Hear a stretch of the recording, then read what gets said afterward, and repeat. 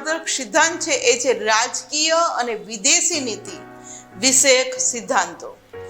રાજકીય એટલે શું? તો કે રાજ્યની અંદર જે ગ્રામ પંચાયતોની સ્થાપના કરવાની છે એના માટે જરૂરી પગલાં ભરવાના, સ્વરાજ્યના એકમ તરીકે જે આપણી ગ્રામ પંચાયત કામ કરી રહી છે તો એ કાર્ય કરી શકે અને એ માટેની જરૂરી સત્તા, અધિકારો, આર્થિક સહાય આપવા માટેની જે નીતિઓ છે એ ઘડવા માટે આ સિદ્ધાંતો મહત્વના છે.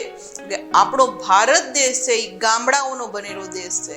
આપણે ત્યાં ગામડાઓ ઘણા છે ને દરેક ગામની અંદર ગ્રામ પંચાયતની સ્થાપના એટલે કે જેને આપણે સ્વરાજ્ય એકમ કહીએ છીએ એની સ્થાપના કરવામાં આવી છે. ને ગામની અંદર જો આપણે ગામડાઓનો વિકાસ કરશું તો જ ધીમે ધીમે શહેરોનો વિકાસ સારો બનશે. એ માટે જે ગ્રામ પંચાયતો છે આ ગ્રામ પંચાયતોને સત્તા આપવી જોઈએ, અધિકારો મળવા જોઈએ, એને આ વિકાસ કરવા માટે એને આર્થિક સહાય પૂરી પાડવા માટેની જે કાંઈ નીતિઓ છે એ આ સિદ્ધાંતોને અનુસાર ધ્યાનમાં લઈને કરવામાં આવે છે.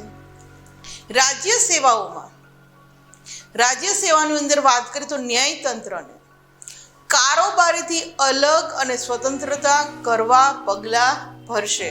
કારણ કે ન્યાયતંત્ર છે એ કારોબારી સાથે મળી જાય તો એ નિષ્પક્ષ થઈ અને ન્યાય આપી જ ન ચૂકે. માટે ન્યાયતંત્રને છે આ કારોબારી એટલે વહીવટથી અલગ અને સ્વતંત્રતા કરવા માટેના પગલાં ભરવા જોઈએ, જેથી ન્યાયાધીશો છે એ નિષ્પક્ષ, નીડર અને નિર્ભીક રીતે ન્યાય ચૂકવી શકે. આ ઇમેજની અંદર જે આપણે ગ્રામ પંચાયતોની વાત કરી રહ્યા છીએ જોઈ શકીએ છીએ કે જે ગામડાઓનો વિકાસ કરે છે એ માટે કામગીરી બજાવતા હોય છે. આગળ વાત કરીએ તો આંતરરાષ્ટ્રીય આપણા વિદેશ સાથેના જે સંબંધો છે આંતરરાષ્ટ્રીય એના માટે શાંતિ, સલામતી, ઉન્નતિ વગેરે માટે રાષ્ટ્રો વચ્ચે બાજુના જે આપણા રાજ્યો છે, દેશો છે એના માટે રાષ્ટ્રો વચ્ચે પણ ન્યાય અને માનપૂર્વકના સંબંધો જાળવવા માટે અને આંતરરાષ્ટ્રીય કાયદાઓ અને સંધિઓને લગતી ફરજો પ્રત્યેનો આદર વધારવા અને આંતરરાષ્ટ્રીય મતભેદો અને તકરારી પ્રશ્નોનું લવાદ દ્વારા શાંતિમય નિરાકરણ લાવવાનો રાજ્ય પ્રયત્ન કરશે અને એ બાબતોનો અગ્રીમ પ્રોત્સાહન આપશે. વિદ્યાર્થી મિત્રો, અહીંયા જે વાત કરવામાં આવી છે એકદમ સરસ રીતે આપણને ખ્યાલ છે કુદરતી આફત જ્યારે પણ આપણા પાડોશી દેશમાં આવે છે ત્યારે આપણે શું કરીએ? તરત જ આપણે એને મદદ મોકલીએ છીએ.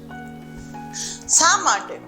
કારણ કે આપણે માનપૂર્વકના સંબંધો બધા સાથે જાળવ્યા છે કે જ્યારે પણ આપણો પાડોશી દેશ કોઈ આફતમાં હોય ત્યારે આપણે તરત જ એની મદદ કરીએ છીએ અને જ્યારે પણ કોઈ મતભેદ હોય ત્યારે ડાયરેક્ટ આક્રમણ ન કરીએ પણ શાંતિમય જે કાંઈ મતભેદ છે, જે પણ તકરાર છે એનું શાંતિમય નિરાકરણ આવે એવો જ પ્રયત્ન કરવો જોઈએ. એટલે આંતરરાષ્ટ્રીય શાંતિ સલામતી જળવાઈ રહે. કારણ કે આપણા વિશ્વની અંદર જે પ્રથમ વિશ્વયુદ્ધ અને દ્વિતીય વિશ્વયુદ્ધ થયા એમાં આપણને ખ્યાલ છે કે આપણે લાખો લોકો છે એ જાન ગુમાવી ચૂક્યા હતા, કરોડો રૂપિયાનું નુકસાન થયું હતું. તો આવું ફરીથી ન બને અને દરેક રાષ્ટ્ર છે એ પોતાની ઉન્નતિ અને વિકાસ કરે એ માટે દરેક રાષ્ટ્રએ છે આવા કાયદાઓ અને સંધિઓને ફરજ સમજી અને એને આગળ વધારવા જોઈએ અને એને એવા જ પ્રયત્નોનું પ્રોત્સાહન કરવું જોઈએ.